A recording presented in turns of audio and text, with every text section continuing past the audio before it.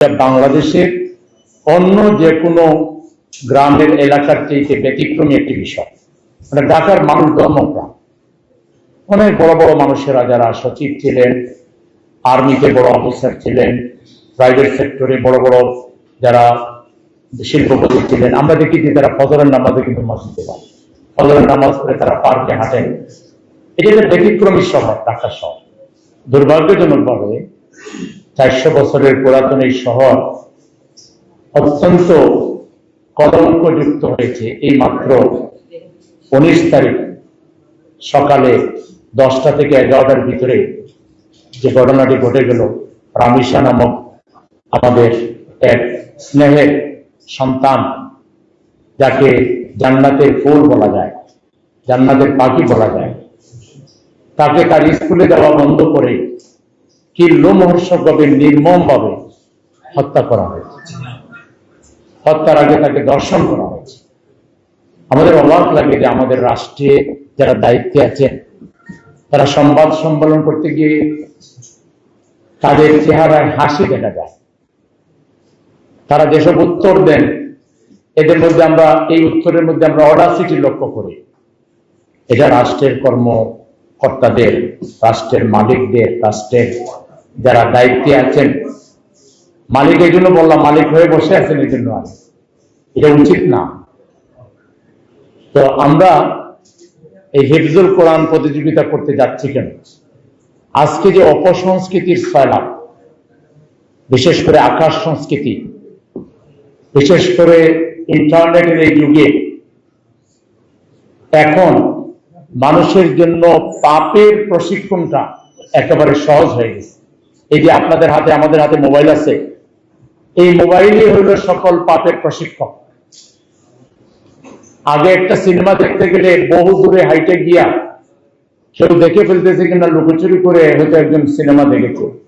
এখন আপনার কত প্রকার সিনেমা দেখতে আপনার হাতের মধ্যে, আপনার পকেটের মধ্যে সেই সিনেমাগুলো আছে। ফলে যেভাবে আপনি, আমি, আপনার, আমার পরিবার, আমার সন্তান কেউ নিরাপদ না।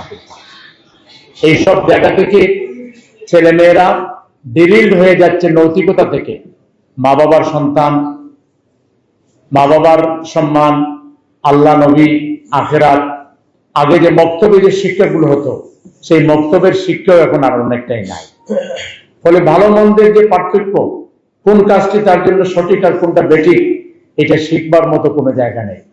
আমাদের প্রচলিত শিক্ষা ব্যবস্থা আমাদের যা শিখায় তাতে দুনিয়ার সবকিছু হওয়া যায়, মানুষ হওয়া যায় না।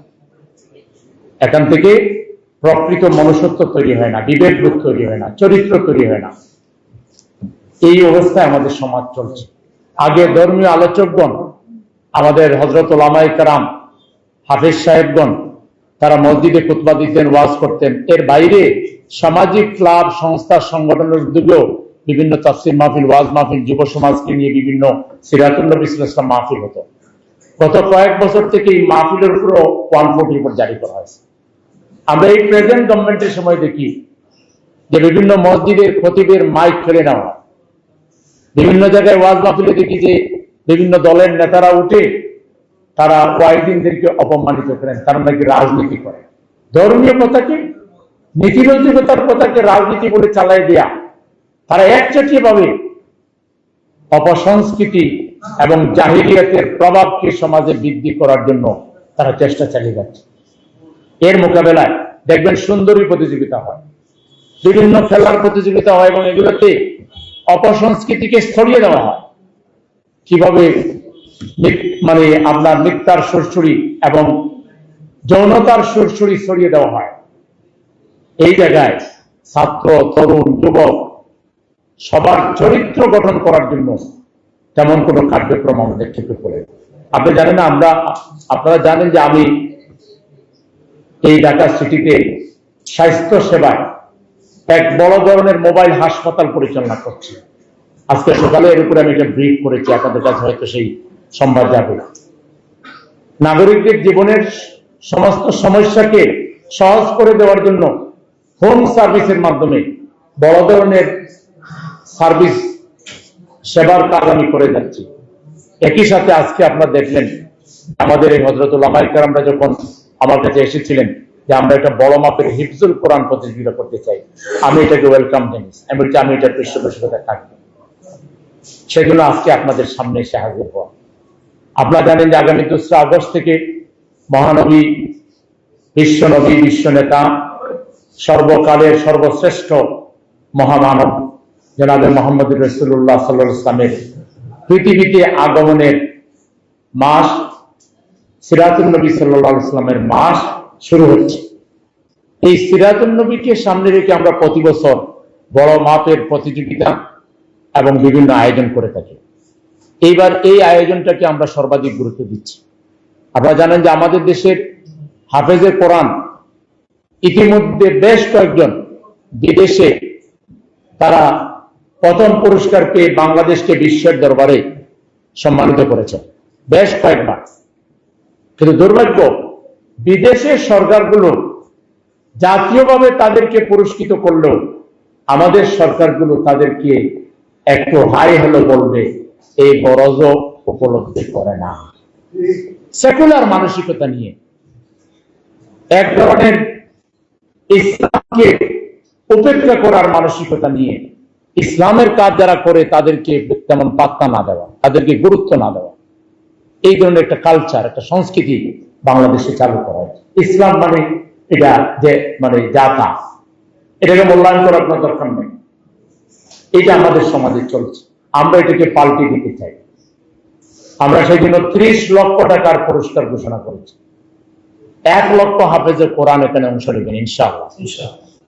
এবং এর মধ্য দিয়ে আমাদের যারা হাফেজ সাহেব তাদের প্রতি সম্মান দেখানো হবে, তাদের দোয়া পাওয়া যাবে, তাদের মা বাবা ওস্তাদদের দোয়া আমরা পাবো। নতুন করে হাফেজ হওয়ার প্রেরণা এখান থেকে আমাদের শিশু কিশোররা লাভ করবে।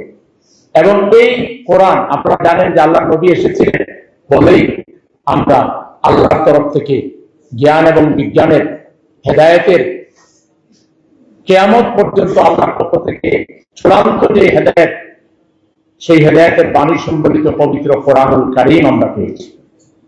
যে কোরআন না আসলে, যে নবী না আসলে পৃথিবী অন্ধকারে থাকত, অন্ধকার গহ্বরে এটা চলে যেত। নবী এসেছেন বলে, কোরআন এসেছে বলে পৃথিবী এখনো আলোকিত আছে।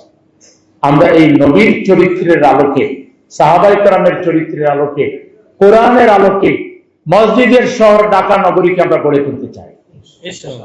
এখানে মানবতা বিরোধী, দুশ্চরিত্রবান, লম্পট, দুর্নীতিবাজ, চাঁদাবাজ, টেন্ডারবাজ, কোনি দর্শক এবং সেকুলারিজম, কমিউনিজম, মানবতা বিরোধী যত ইজম আছে, এই ইজমের উপরে কোরআনকে আমরা শ্রেষ্ঠ মতবাদ হিসেবে, শ্রেষ্ঠ আদর্শ হিসেবে আমাদের বাস্তব কার্যক্রমের মাধ্যমে আমরা তুলে ধরতে চাই। এটার সাথে কারোর সাথে কোনো বিরোধ নাই। কারণ পৃথিবীতে 2টি ইজমই আছে, 2টি মতবাদই আছে। একটি আল্লাহর পক্ষ থেকে দেওয়া ইজম পবিত্র আল ইসলাম, আল কোরআন। আর ইসলাম আর কোরআনের বাইরে একটা আছে কুল্লু বাতিল, বরবাদ। এগুলোর সাথে আল্লাহ এবং রাসূলের কোনো সম্পর্ক নেই। এটা মানুষের প্রতিষ্ঠিত করিত, এটা সরকার নাই, সেই মহলের নিজেদের স্বার্থ চরিতার্থ করার জন্য এই মতবাদগুলো তারা পৃথিবীতে এনেছে।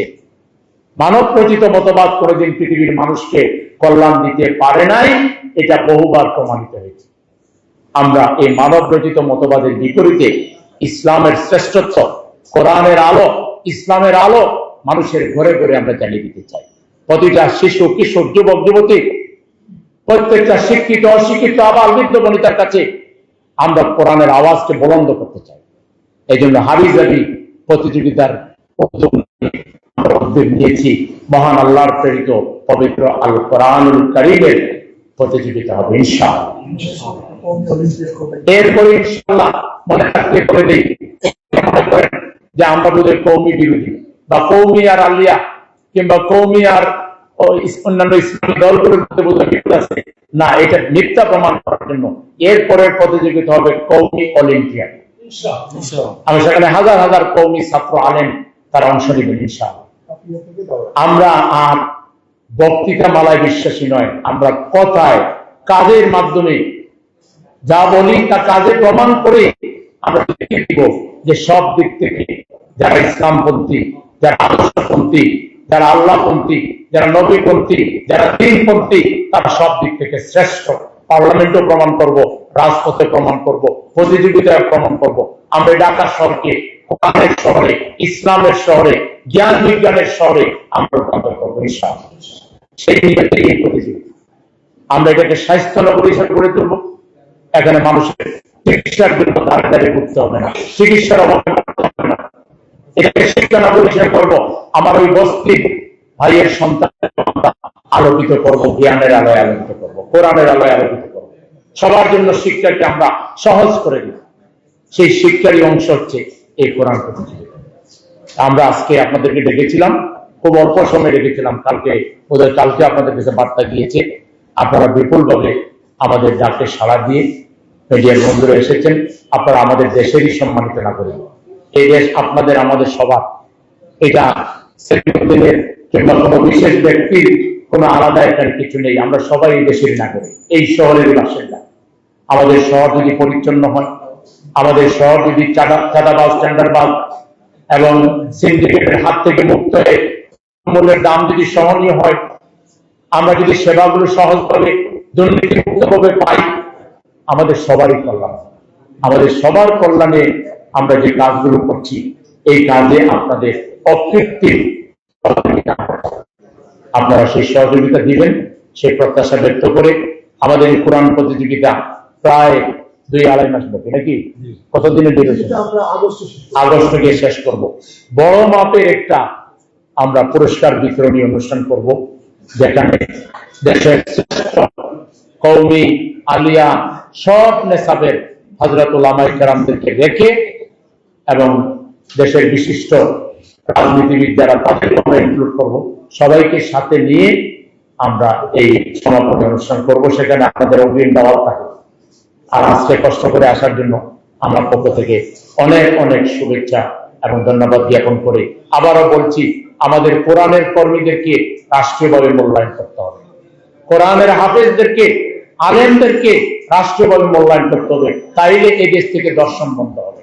কোন আইন করে, অতীতে কোন আইন করে কেউ এখানে দর্শন বন্ধ করতে পারে না। আইন করে দর্শন বন্ধ হবে না, বন্ধ হবে মানুষের মনে তাকওয়ার